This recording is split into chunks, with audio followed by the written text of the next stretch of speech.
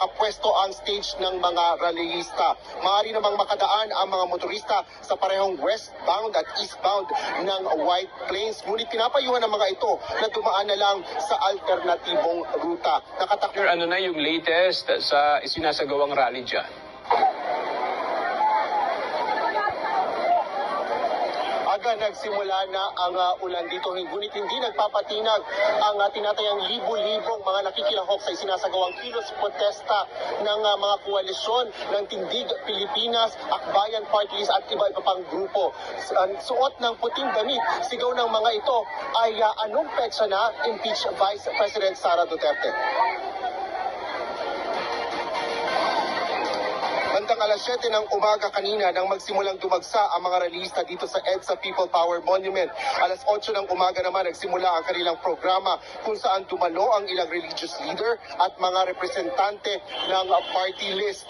Anila matatapos na ang Enero, ngunit wala pa ring aksyon ang Kongreso sa mga impeachment complaints laban kay VP Duterte. Nakabantay naman ang mga kawani ng Philippine National Police sa lugar. Nakasara sa trapiko ang kalahati ng kalsada ng White Plains Avenue kung saan nakapwesto ang stage ng mga rallyista. Maaari namang makadaan ang mga motorista sa parehong westbound at eastbound ng White Plains. Ngunit pinapayuhan ng mga ito na dumaan na lang sa alternatibong ruta. Nakatakda namang magtapos ang programa at kilos protesta dito sa EDSA People Power Monument alas 12 ng tanghali.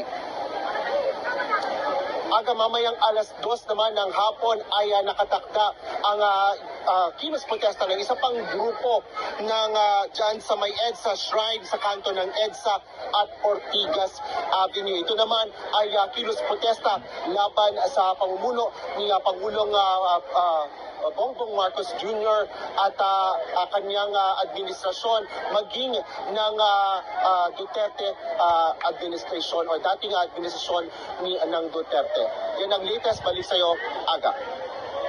Maraming salamat, Asher Cadapan Jr.